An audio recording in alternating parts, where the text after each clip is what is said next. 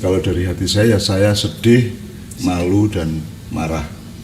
Satu orang mati itu sama dengan semua orang meninggal dunia. Gitu ya. Jangan sampai supporter sepak bola disamakan dengan teroris. Polri sekarang harus merintis budaya mawas diri. Ini bukan urusan kemarin hari Minggu, tapi juga urusan hari besok.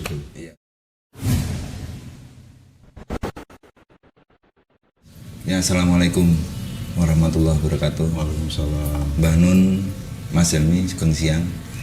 Teman-teman jemaah Ma'iyah yang berduka, khususnya jemaah yang berada di Malang, itu akan tragedi Kanjuruhan kemarin.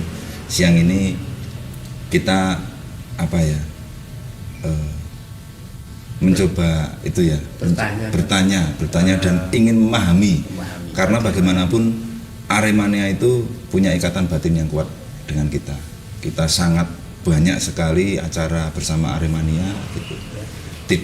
Tidak mengesampingkan supporter yang lain, tapi Aremania memang beda gitu ya. Kalau sama kita memang sangat dekat. Jadi kita juga sama bonek juga dekat gitu. Ini jadi bahkan ada bonek Ma'iyah juga ada. Jadi siang ini kita sangat Aremania ya ada. Aremania ya ada ya. Pasti kita sangat sedih ya, Mas Helmi, sangat berduka, prihatin tragedi di Stadion Kanjuruhan tanggal 1 Oktober kemarin. Dan kita ingin bertanya kepada Mbah Nun, bagaimana pandangan Mbah Nun terhadap tragedi yang memilukan ini. Saya bagi dua, yang pertama hati saya bagaimana, nomor dua analisis yang terminologis spesifik dan objektif gitu ya.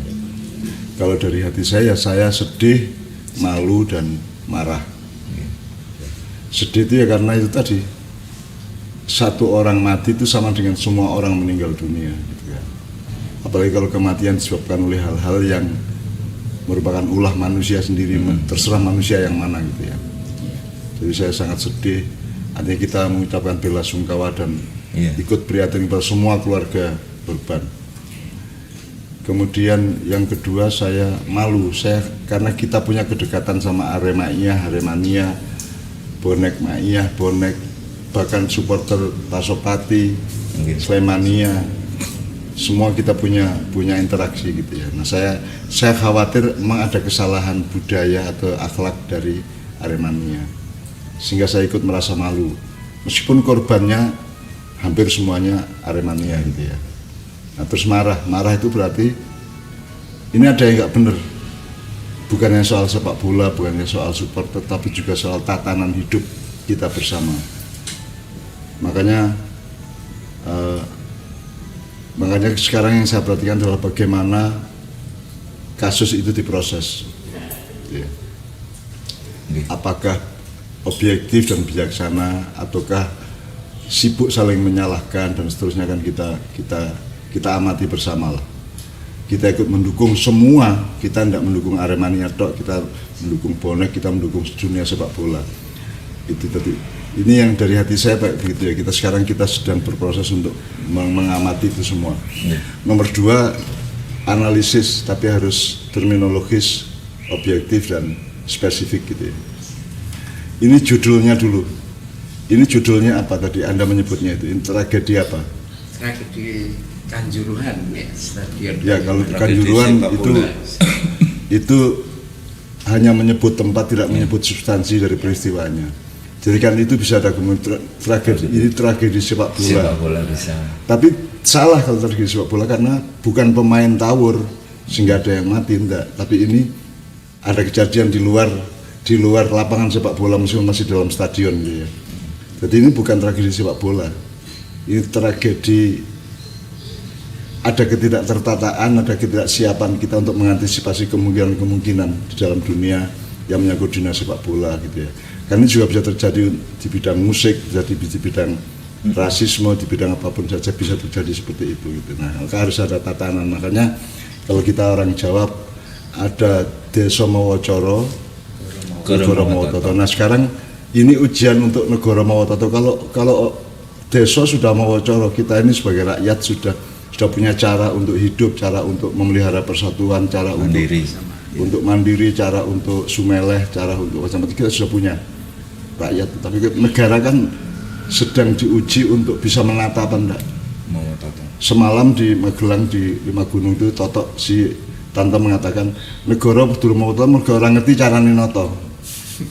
Nata itu kan ada yang kuratif, ada yang preventif juga. Jadi kalau ada gini-gini kesiapanmu A apa B apa plan B-nya apa plan C-nya apa. Jadi dalam hal ini negara kan diwakili kepolisian gitu ya. Nah, jadi kita menunggu prosesnya sampai saya juga ngintip ke Mabes Polri juga bagaimana saya mencoba mendengarkan apa yang mereka lakukan untuk ini karena sesuai dengan judul tadi jangan sampai saya WA kepada mereka. Satu, jangan sampai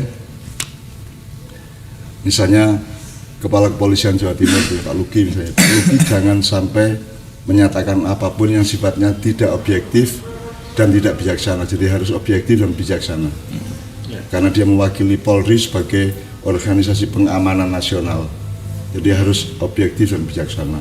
Nomor 2, jangan sampai ada masyarakat yang menganggap maling teriak maling kepada polisi. Misalnya kalau ngomong gas air mata itu kan seolah-olah itu kan ada yang mengatakan ini peracunan massal. Nah, jangankan, tapi kita ini info mengenai berapa korban aja sampai hari ini belum jelas. Simpang siur masih. Ada yang 200 sekian, ada yang 100 sekian. Ya. Tapi kalau cara berpikir yang kita pakai sekarang adalah jangankan ratusan, jangankan puluhan, cah loro, anak 2 orang, 3 orang, 4 orang aja sudah sebuah tragedi kemanusiaan itu.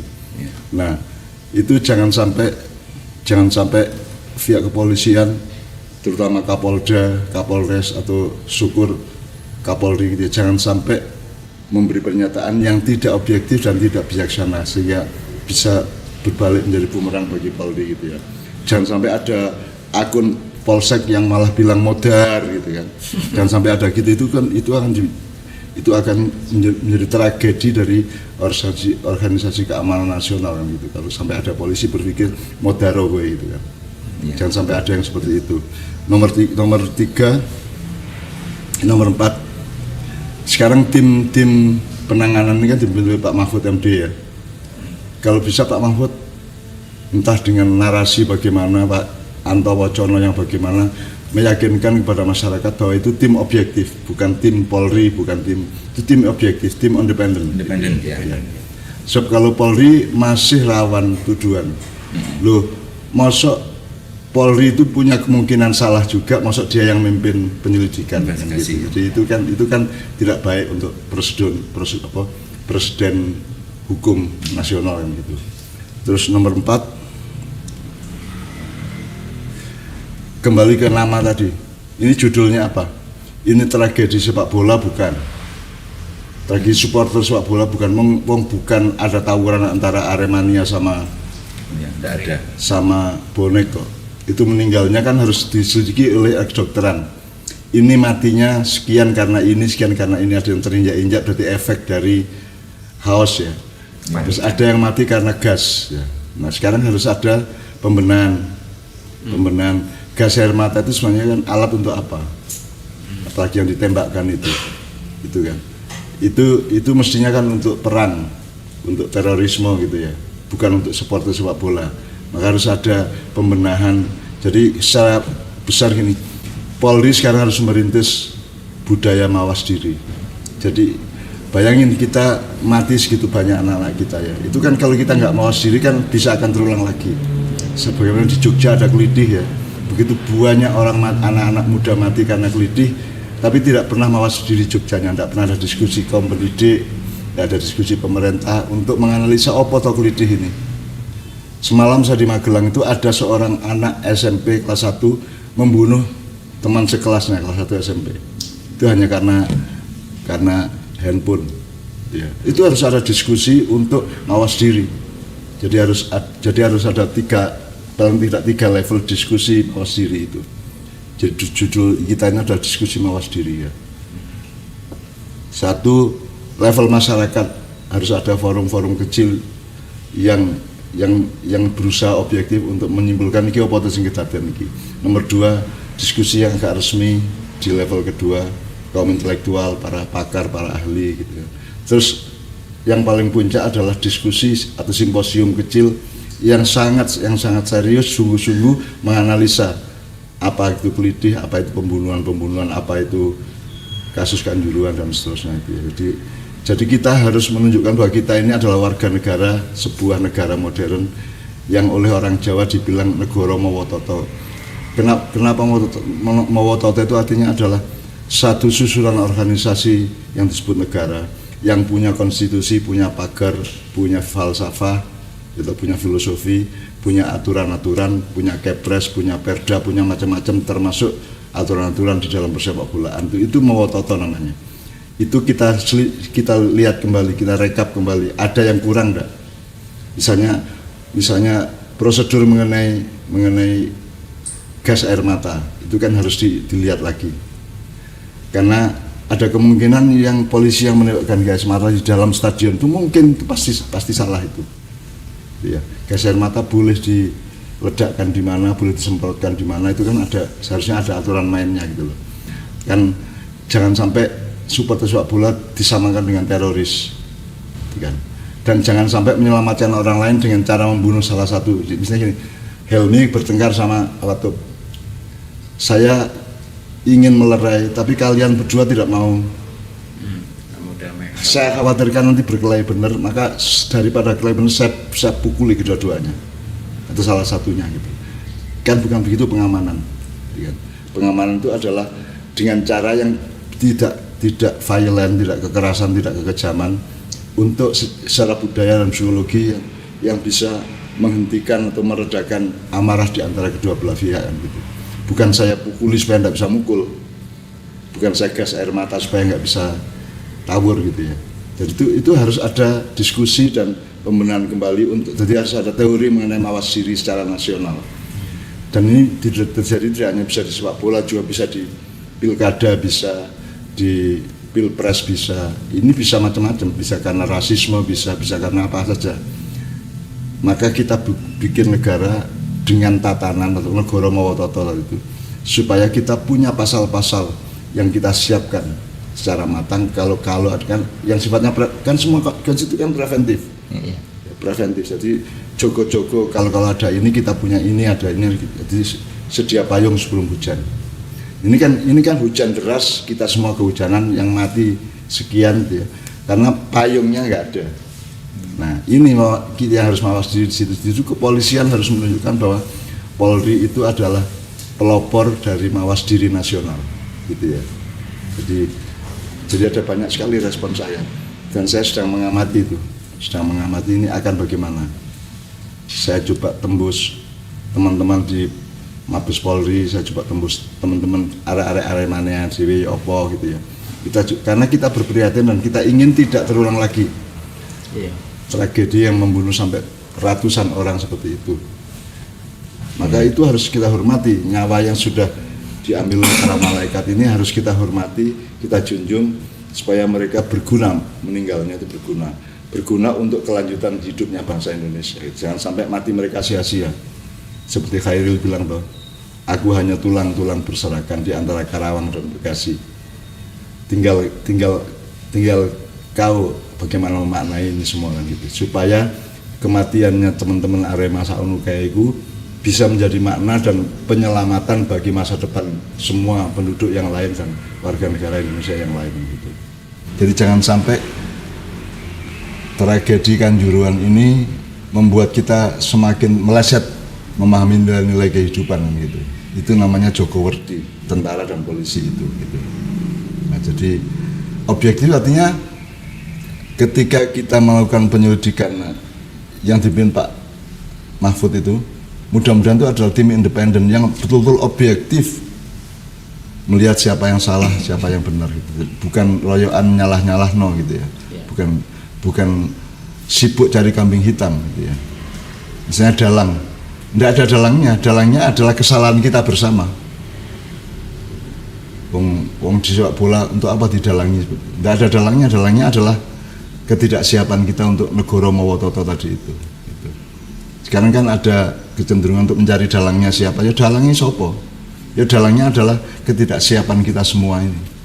untuk menghindarkan jangan sampai terjadi sistemik ya.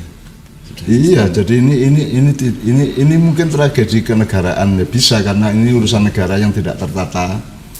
Tragedi persepak bolaan dalam arti yang luas, bukan sepak bola di lapangan tapi persepak bolaan sebagai kebudayaan, sebagai ekspresi olahraga, sebagai bagian dari bebrayan dan peradaban gitu ya. Bisa kalau itu gitu.